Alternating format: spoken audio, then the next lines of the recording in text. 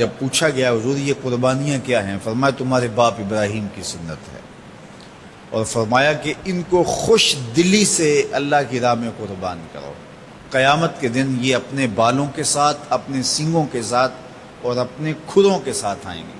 اور یہ بھی ارشاد فرمایا کہ کل پل صراط پر یہ سواریاں بن کے تمہیں پل صراط سے پار لگائیں گے۔ اور جب قربانی کے لیے کوئی شخص جانور خوش دلی کے ساتھ رضائے الہی کے حصول کے لیے ذبح کرتا ہے تو اس جانور کا خون زمین پر گرنے سے قبل یہ عمل قبول کر لیا جاتا ہے۔ اور یہ بات بھی ذہن میں رکھیے گا کہ ایام نہر یہ 3 دن جو خون بہانے کے ہیں، 10، 11 اور 12 تاریخ، ان ایام میں آپ جو بھی عمل کریں، نماز پڑھیں اور دیگر صالح اعمال کریں، بہت قابل قبول ہیں اور اللہ ان کو قدر کی نگاہ سے دیکھتا ہے۔ لیکن ان ایام میں جو سب سے زیادہ اللہ کو محبوب عمل ہے وہ راہ خدا میں خون بہانا ہے، قربانی پیش کرنا ہے۔ تو قربانی کا کوئی اور متبادل نہیں ہو سکتا۔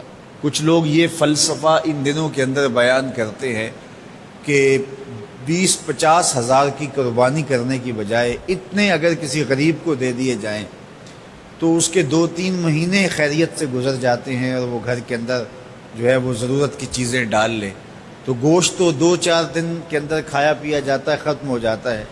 لیکن اگر اتنے پیسے کسی غریب کے گھر دے دیے جائے تو یہ اچھی بات ہے۔ تو اسلام کب اس عمل سے روکتا ہے؟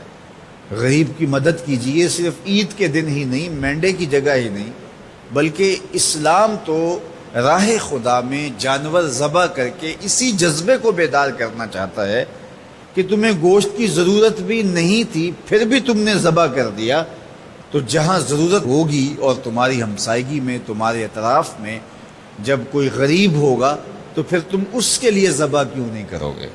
اس کے لیے تم قربانی کیوں نہیں کرو گے؟ اِیثار کیوں نہیں کرو گے؟ یہاں تو پھر بھی ہم گوشت خود کھا لیتے ہیں یا غربا میں بانٹ دیتے ہیں، لیکن منا کی وادی میں جہاں لاکھوں قربانیاں پیش کی جاتی ہیں وہاں تو جانور کاٹ کے اس کو ذبح کر کے بس چھوڑ دیا، اس کے گوشت سے غرض ہی نہیں ہوتی۔ زیادہ تر حجاج ایسے ہوتے ہیں جن کو یہ بتا دیا جاتا ہے کہ تمہاری قربانی کر دی گئی ہے، اور وہ فون کال کے انتظار میں یا حکومت وقت کی جانب سے دیے گئے وقت کے بعد حلق کروا دیتے ہیں۔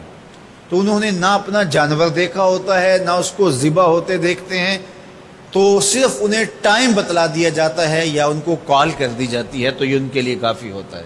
تو وہاں تو گوشت کھانا بھی مقصود نہیں، تو صرف اللہ کی رضا کے لیے جانور ذبح کرنا۔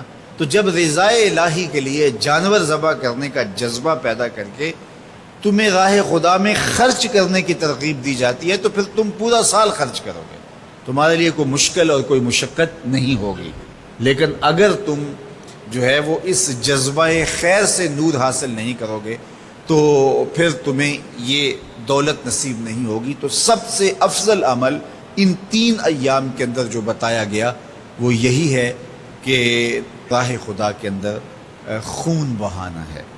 اللہ کے محبوب علیہ الصلوۃ والسلام کی خدمت میں جو ہے وہ مینڈے لائے گئے جو چتکبرے تھے، اور حضور علیہ الصلوۃ والسلام نے اپنے مبارک ہاتھ سے ان کو ذبح کیا۔ تو عید قرباں یہ ایثار کی عید ہے، یہ قربانی کی عید ہے، اور اسلام ہمیں قربانی سکھاتا ہے۔ اسلام لمحہ لمحہ قربانی ہے، ایک ایک ساعت اسلام قربانی کا نام ہے، اور ہمیں درس زندگی یہی دیا جاتا ہے کہ ہم قربانی سے اپنی زندگی کو عبادت کریں۔